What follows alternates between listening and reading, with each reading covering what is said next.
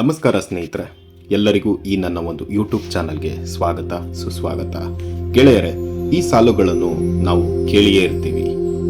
ತಲಕಾಡು ಮರಳಾಗಲಿ, ಮಾಲಿಂಗಿ ಮಡುವಾಗಲಿ, ಮೈಸೂರು ಮಹಾರಾಜರಿಗೆ ಮಕ್ಕಳಾಗದಿರಲಿ ಎಂದು ಅಲುಮೆಲಮ್ಮ ಶಾಪ ಕೊಟ್ಟಳು ಎಂಬ ಕಥೆಗಳನ್ನು ನಾವು ಈಗಾಗಲೇ 108 ಬಾರಿ ಕೇಳಿಯೇ ಇರ್ತೀವಿ. ಏನಿದು ಕತೆ?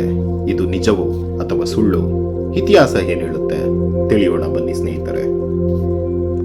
ಗೆಳೆಯರೆ, ಇತಿಹಾಸದ ಬಗ್ಗೆ ತಿಳಿಯಲು ಯಾರಿಗೆ ತಾನೇ ಇಷ್ಟ ಇಲ್ಲ ಹೇಳಿ?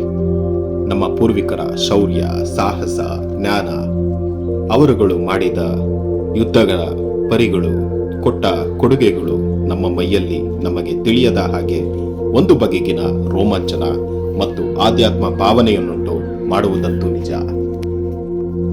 ಏನಿದು ಇತಿಹಾಸ? ಎಲ್ಲಿದೆ ಈ ತಲಕಾಡು? ಹೌದು ಸ್ನೇಹಿತರೆ, ಅದರ ಶಾಪವೇನು? ಯಾರು ಈ ಅಲುಮೇಲಮ್ಮ? ಅವಳು ಕೊಟ್ಟ ಶಾಪದ ಕತೆ ಏನು? ಯಾಕಾಗಿ ಈ ಶಾಪವನ್ನು ಕೊಟ್ಟಳು? ಅವಳಿಗೆ ಆದ ತೊಂದರೆಯಾದರೂ ಏನು? ತಿಳಿಯೋಣ ಬನ್ನಿ. ಗಂಗರು, ಚೋಳರು, ಹೊಯ್ಸಳರು, ವಿಜಯನಗರ ಅರಸರು ಆಳಿದ ಪುಣ್ಯ ಸ್ಥಳ ಈ ತಲಕಾಡು.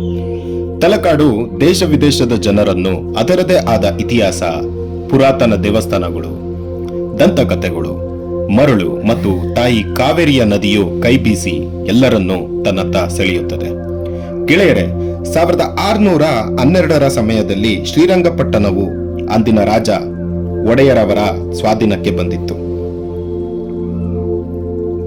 ತಿರುಮಲ ರಾಜ ತಾವು ಜೀವಿಸುವುದು ಕಷ್ಟವೆಂದು ತಿಳಿದ ನಂತರ ತನ್ನ ಪತ್ನಿಯರಾದ ಅಲುಮೇಲಮ್ಮ ಮತ್ತು ರಂಗಮ್ಮನರ ಸಹಿತ ತಲಕಾಡಿನ ಬಳಿ ಇದ್ದ ಮಾಲಿಂಗಿಗೆ ಹೋಗಿ ಅಲ್ಲಿಯೇ ಕೆಲವು ದಿನಗಳು ಇದ್ದು ಮರಣ ಹೊಂದುತ್ತಾನೆ. ಆದರೆ ಶ್ರೀರಂಗಪಟ್ಟಣದ ಶ್ರೀ ರಂಗನಾಯಕಿ ದೇವಿಗೆ ಅಲಂಕಾರ ಮಾಡಲು ವಾರಕ್ಕೆರಡು ಸಲ ತಾನು ಕೊಡುತ್ತಿದ್ದ ಕೆಲವು ಒಡವೆಗಳನ್ನು ಅಲುಮೇಲಮ್ಮ ಮಾಲಿಂಗಿಯ ಮಡುವಿಗೆ ತೆಗೆದುಕೊಂಡು ಹೋಗಿರುತ್ತಾಳೆ. ಅದನ್ನು ತಿಳಿದ ಅರಸರು ಕೆಲವು ದಿನಗಳ ನಂತರ ಆಭರಣಗಳನ್ನು ವಶಪಡಿಸಿಕೊಳ್ಳಲು ಪ್ರಯತ್ನಪಟ್ಟರು. ಆದರೆ ಅಲುಮೇಲಮ್ಮ ಮಹಾರಾಣಿಯ ಮೇಲೆ ದಂಡು ದಾಳಿಯನ್ನು ಬಿಟ್ಟು ಆಕ್ರಮಣ ಮಾಡಿದರು ಎಂದು ಸಿಟ್ಟಿನಿಂದ ಅವಳು ತಲಕಾಡು ಮರುಳಾಗಲಿ, ಮಾಲಿಂಗಿ ಮಡುವಾಗಲಿ, ಮೈಸೂರು ದೊರೆಗಳಿಗೆ ಮಕ್ಕಳು ಇಲ್ಲದೆ ಹೋಗಲಿ ಎಂದು ಶಪಿಸಿ ಆಭರಣಗಳನ್ನು ತನ್ನ ಸೆರಗಿನಲ್ಲಿ ಕಟ್ಟಿಕೊಂಡು ಮಾಲಿಂಗಿಯ ಮಡುವಿನಲ್ಲಿ ಧುಮುಕಿ ಪ್ರಾಣ ಬಿಟ್ಟಳು ಎಂದು ಪ್ರತೀತಿ. ತಮ್ಮ ಅಚಾತುರ್ಯದಿಂದ ನಡೆದ ದುರಂತದಿಂದ ದುಃಖಿತರಾದ ರಾಜ ಒಡೆಯರವರು ಅಲುಮೇಲಮ್ಮನ ರೂಪದ ಚಿನ್ನದ ಪ್ರತಿಮೆಯೊಂದನ್ನು ಮಾಡಿಸಿ ನಿತ್ಯವೂ ಪೂಜೆ ನಡೆಸುವುದರ ಜೊತೆಗೆ ಮಹಾನವಮಿಯ ದಿನದಂದು ಅರಮನೆಯಲ್ಲಿ ಪೂಜೆಯನ್ನು ಏರ್ಪಡಿಸುತ್ತಾರೆ. ಅಂದಿನಿಂದ ಮೈಸೂರಿನ ಅರಸರು ಈ ಪದ್ಧತಿಯನ್ನು ಅನುಸರಿಸಿಕೊಂಡು ಬಂದಿದ್ದಾರೆ ಎಂದು ಕೂಡ ನಾವು ಕೇಳಿದ್ದೇವೆ. ಇನ್ನೊಂದು ಕಥೆಯ ಪ್ರಕಾರ ತಿರುಮಲರಾಯನು ಆರೋಗ್ಯ ಸಮಸ್ಯೆಯಿಂದ ಬಳಲುತ್ತಿದ್ದ ಕಾರಣ ಶ್ರೀರಂಗಪಟ್ಟಣದ ರಾಜ್ಯಭಾರವನ್ನು ತನ್ನ ಹೆಂಡತಿಯಾದ ರಂಗಮ್ಮನಿಗೆ ವಹಿಸಿ ತಾನು ತಲಕಾಡಿನ ವೈದ್ಯೇಶ್ವರನಿಗೆ ಪೂಜೆ ಸಲ್ಲಿಸಲು ಬರುತ್ತಾನೆ. ಆದರೆ ರಂಗಮ್ಮ ಗಂಡನ ಮೇಲಿರುವ ಪ್ರೀತಿ ಹಾಗೂ ಕಾಳಜಿಯಿಂದ ತನ್ನ ಗಂಡ ಸಾವಿಗೆ ಹತ್ತಿರವಿದ್ದಾನೆ ಎಂದು ಅರಿತು ರಾಜ್ಯಭಾರವನ್ನು ಮೈಸೂರು ಅರಸರಿಗೆ ವಹಿಸಿ ತಾನು ಕೂಡ ತಲಕಾಡಿಗೆ ಬರುತ್ತಾಳೆ. ಅವಳು ಧರಿಸಿದ್ದ ಮುಗುತಿಯನ್ನು ಪಡೆದುಕೊಳ್ಳುವ ಆಸೆಯಿಂದ ಬಂದ ರಾಜ ಒಡೆಯರವರು ಸೈನ್ಯದೊಂದಿಗೆ ತಲಕಾಡಿಗೆ ಹೋಗಿ ತಲಕಾಡನ್ನು ಗೆದ್ದುಕೊಳ್ಳುತ್ತಾರೆ. ರಂಗಮ್ಮ ಇದನ್ನು ಅರಿತು ಕಾವೇರಿಯ ದಡಕ್ಕೆ ಹೋಗಿ ಮುಗುತಿಯನ್ನು ನೀರಿನಲ್ಲಿ ಎಸೆದು ತಲಕಾಡು ಮರಳಾಗಲಿ, ಮಾಲಿಂಗಿ ಮಡುವಾಗಲಿ, ಮೈಸೂರು ಅರಸರಿಗೆ ಮಕ್ಕಳಾಗದೆ ಹೋಗಲಿ ಎಂದು ಶಾಪ ಕೊಟ್ಟು ಅವಳು ಕೂಡ ಕಾವೇರಿ ನದಿಗೆ ಹಾರಿ ಪ್ರಾಣ ಕಳೆದುಕೊಳ್ಳುತ್ತಾಳೆ.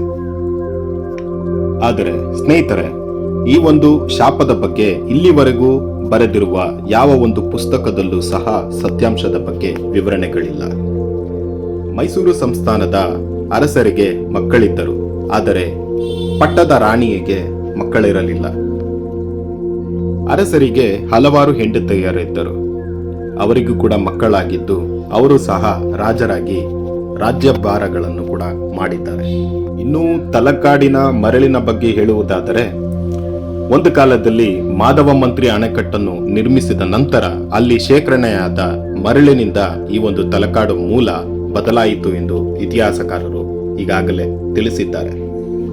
ಸ್ನೇಹಿತರೆ, ಇದಾಗಿತ್ತು ಪ್ರಸಿದ್ಧ ತಲಕಾಡು ಶಾಪದ ಬಗ್ಗೆ ಒಂದು ಚಿಕ್ಕದಾದಂತ ಮಾಹಿತಿ. ಇನ್ನಷ್ಟು ಮಾಹಿತಿಗಳೊಂದಿಗೆ ಮುಂದಿನ ವಿಡಿಯೋದಲ್ಲಿ ಸಿಗ್ತೀನಿ ಅಂತ ಹೇಳ್ತಾ ಈ ಒಂದು ವಿಡಿಯೋನ ಮುಗಿಸ್ತಾ ಇದ್ದೀನಿ. ದಯವಿಟ್ಟು ಸ್ನೇಹಿತರೆ, ಈ ನನ್ನ ಒಂದು ಮಾಹಿತಿ ನಿಮಗೆ ಇಷ್ಟ ಆಗಿದ್ರೆ ಸಬ್ಸ್ಕ್ರೈಬ್ ಮಾಡಿ, ಲೈಕ್ ಮಾಡಿ, ನಿಮ್ಮ ಅನಿಸಿಕೆ ಅಭಿಪ್ರಾಯಗಳನ್ನ ಕಮೆಂಟ್ ಮುಖಾಂತರ ತಿಳಿಸಿ. ಜೈ ಹಿಂದ್, ಜೈ ಕರ್ನಾಟಕ ಮಾತೆ.